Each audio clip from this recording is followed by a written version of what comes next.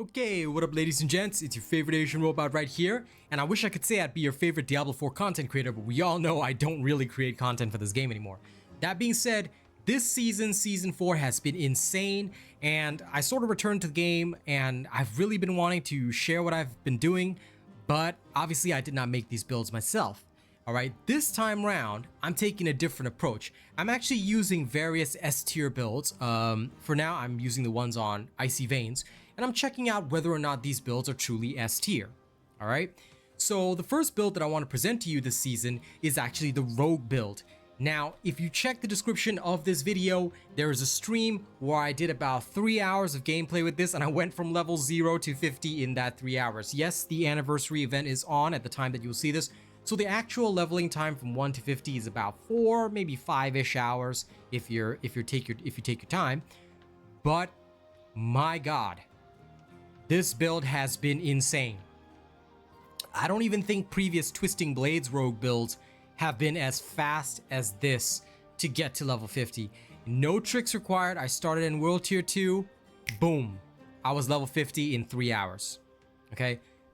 Where do you find the build? The link is in the description of the video. It is the Barrage Rogue leveling build for Diablo 4. This build is listed as S tier. Alright, it's by Lexiu. And quite frankly, it has done fantastically for me. Now, you don't have to, follow this skill bar setup. I've got my own setup for this.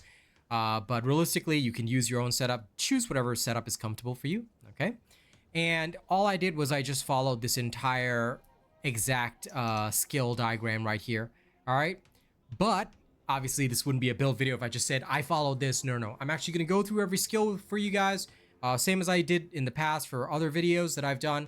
But just take note that this is not my own build. This is a build that I've played and tested and certified because it's so damn good. Like, I cannot even imagine playing any other rogue build after I saw the insanity of this one. It's just boom. Okay, you can check out the gameplay stream for yourself. Like I said, links are all in the description for everything that you need. And don't even worry, you don't even have to scroll down and read my description. It's literally in the first or second line. So there you go. Let's talk about skills, shall we? Let's talk about the skills. Okay, ladies and gents, we are now going to talk about the skills in this build. Now, if you're going to build this rogue build, all right, follow the way that they add the skills on the website, all right? But I'm actually going to go through each of these skills and explain what they do, why they're useful, and how I use them, all right? So puncture is your first most basic skill. At the very end, you're going to level this up to 5 ranks, okay? It starts off at just 1 rank and that's enough. You want the enhanced puncture so that you gain 2 energy whenever puncture damages a crowd controlled enemies. Keep in mind that every third cast will slow enemies, so you're guaranteed to get back energy at some point, right? Fundamental puncture will now cause puncture to throw 3 blades in a spread, all right, each dealing 35% of its base damage, which means 3 times 35 actually ends up at, okay, 105%. So it's a 5% damage increase. But if you hit an enemy with 2 blades, they become vulnerable. That's the key, because vulnerability is so good. Vulnerable enemies take a multiplied 20% increased damage. So fundamental puncture is your friend. Abuse it. All right. Now, barrage. This is where it gets fun. Barrage is a bit unique because at the start, right, your barrage is going to look like this. You'll have barrage where you unleash 5 arrows, kind of like a shotgun. Each arrow has a 20% chance to ricochet off an enemy 1 time. All right, and the ricochet arrows deal 50% of the base damage, right? You'll have the enhanced barrage where ricochet's chance is increased to 100% for arrows that damage a vulnerable enemy or critically strike any enemy. Take note that you can make enemies vulnerable. Is this all making sense? Enhanced barrage is so good. You'll start off with advanced barrage, where whenever a single cast of barrage ricochets at least 4 times, your next cast gains 20% increased critical strike chance. At first, this is extremely important, but later on, you'll shift this over here. Every third cast of barrage makes enemies vulnerable for 2 seconds instead. Why do you shift over here? Because later on, you're going to take a skill called precision, which guarantees critical strikes. We will talk about it when we get there, okay? So barrage, you want to get it to 5 ranks as soon as possible. Again, follow the skill distribution as shown in the website. But just take note that at the end, you will have barrage at 5 ranks. It's so good. It feels so good. With combo points, you deal so much damage and you get 3 extra arrows. Take note, combo points are crucial for this build. Yeah. Okay. In terms of passives, you'll have your Sturdy giving you 12% close damage reduction, Siphoning Strikes giving you a chance to recover your health, and you'll be critically striking a lot with this build, so you just heal yourself by an insane amount. Starter Step is beautiful because every time you critically strike an enemy, you gain 15% movement speed. This helps you get through dungeons content a lot faster. Do not underestimate the time saving of movement speed. When it comes to leveling, that's the goal, that's the key. You want to go fast, right? Shadow Step is very good because this is your get out of trouble card. Anybody CCs you, you Shadow Step to break it. You can also use it to position very aggressively. However, I don't recommend that. I usually use Dash for aggressive positioning, but Shadow Step with Enhanced Shadow Step and of course Methodical Shadow Step is great for not only breaking CC, but also if you see a treasure goblin, stun it straight away, all right, and then absolutely barrage it in the face. Very easy to do, and you will absolutely rip things to shreds. So Shadow Step is useful. Dash. Dash is so good. Used in conjunction with the Shadow Imbuement, you can dash through a whole bunch of enemies, get them all shadowed, and then blow them up with your arrows, with your barrage arrows. That's why I love Dash. Dash is good for aggressively positioning and also finishing dungeons faster. Weapon Mastery is pretty interesting because realistically, you will gain a bonus when attacking, all right, with a particular weapon type. Now, for your weapons, I'll go through the gear section later, but you will most likely be using swords. Weapon Mastery gives you additional damage with swords. And when either using bows or crossbows, both of these are really good. Bows give you increased damage to vulnerable enemies. Crossbows give you increased critical strike damage, both of which you do. So realistically, for your ranged weapon, you can use anything and still benefit. This is what I love about it. Okay. I've already spoken about Dash. Now, for your subterfuge skills, you're not going to take any of them, but there are some passives here that are really good. Exploit. Dealing additional damage to healthy or injured enemies is amazing. All right.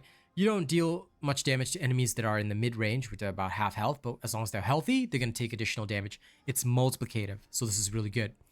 Malice. You deal additional damage to vulnerable enemies. It's multiplicative. There's no reason not to have this. Agile. I love this.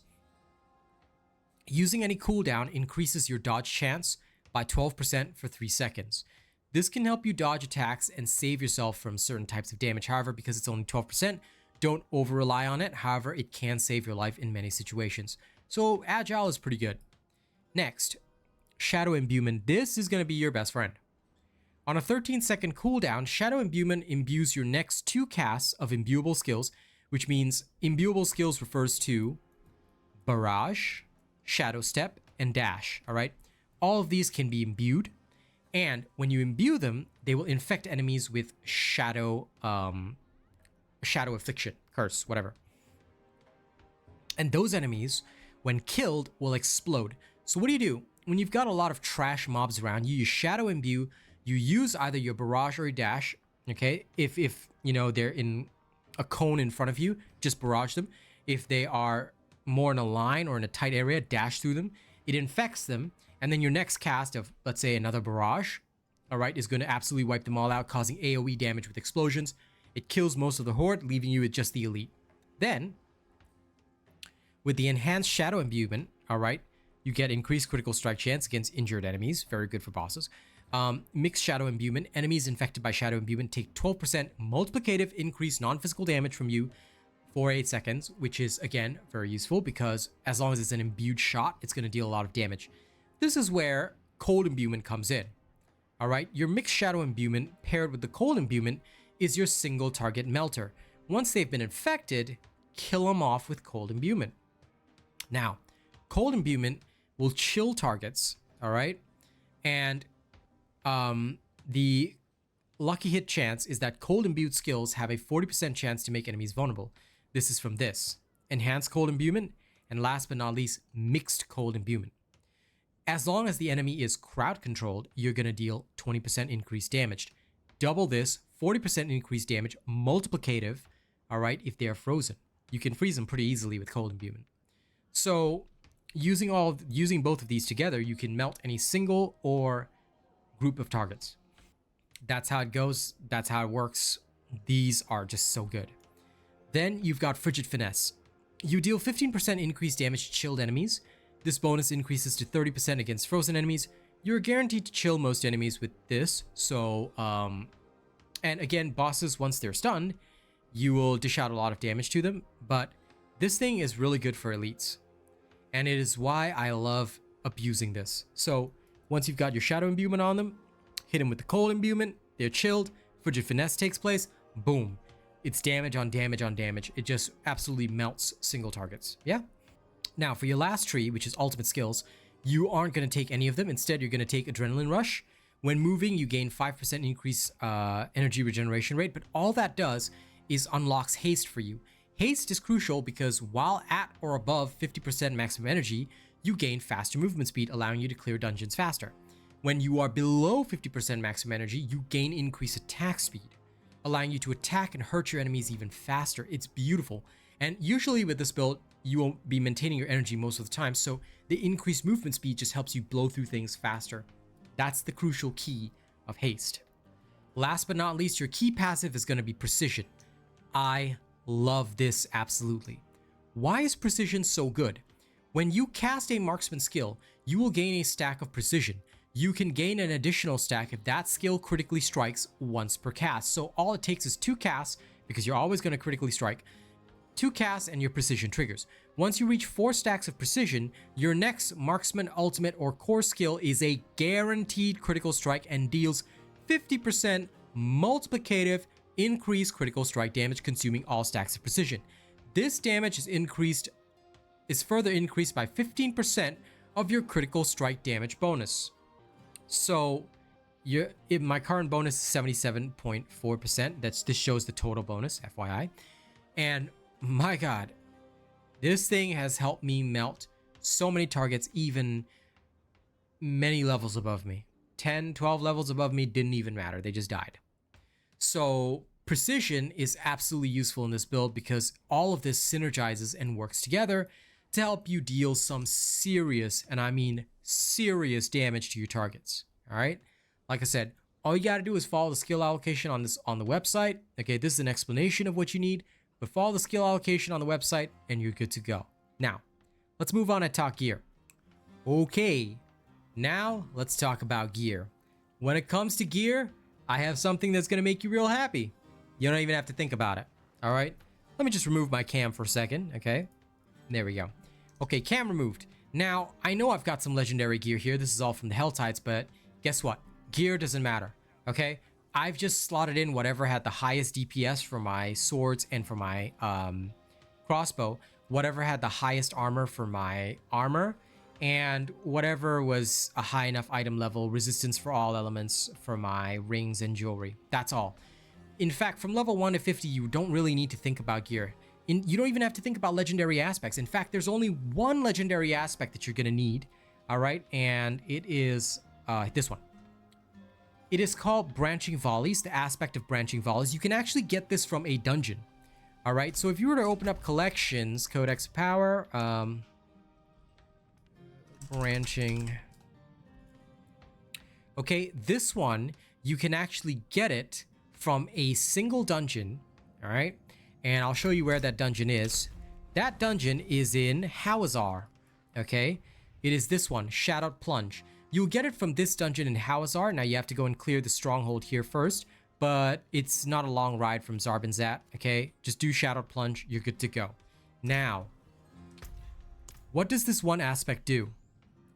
This one aspect is dangerous because it will increase the damage of arrows that ricochet from barrage from 40% to 50%, and it can go up to 80%, right? Barrage's arrows have a 30% chance to split into 2 arrows whenever they ricochet. So it gives you more bang for your buck. The basic aspect is good, but if you can get a higher level version of this, it is pretty darn awesome. So I would not hesitate from picking this up. Aspect of Branching Volleys is basically your most important aspect because it will allow you to deal much more damage with barrage, absolutely shred tons of enemies, all right? And your arrows split off even more, giving you even more AoE damage than you already had before, okay? That is why we use this. That is why it's so good. It is absolutely stunning, and that's literally all you need. For gear, whatever has the highest DPS and good stats that you like.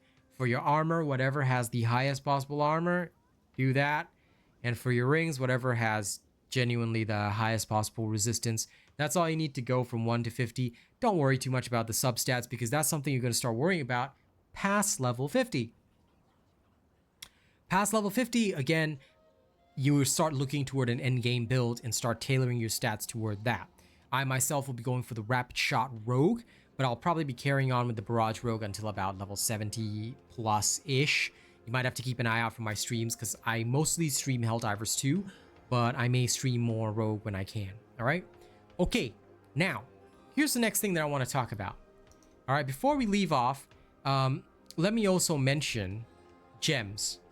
For your armor, it should be rubies. For your weapons, it's all going to be about emeralds for critical strike damage. And for your jewelry, it's all going to be diamonds. I know there's none right here because none of them have slots, but just throw in diamonds and you're good to go.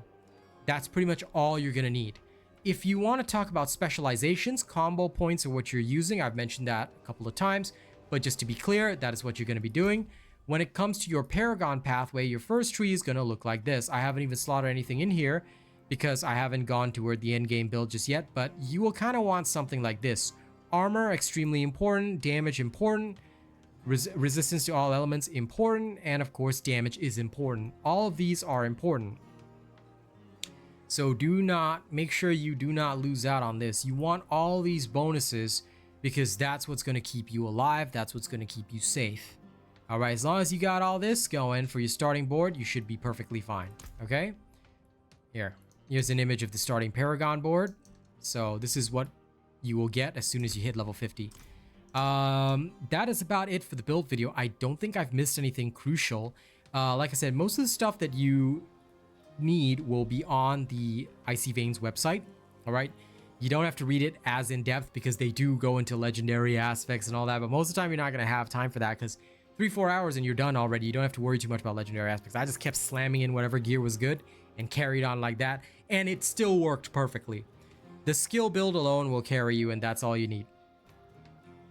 All right, so that brings us to the end of the video. I hope you guys will enjoy this build as much as I enjoyed playing it. And like I said, all the links you need are in the description of the video. This build is fantastic. It is brutally amazing. There is no reason not to use this build. It is just stunning on all levels. All levels. All right. And if you want to support me, you want to see more Diablo 4 content, here's what you have to do. Okay. You don't have to donate anything. You don't have to do anything like that. You can if you want to. There are links in the description, but I'm going to keep it simple. All I want you to do, if you enjoy my content, you enjoy the videos that I do, and you want me to make more Diablo 4 videos, like this video.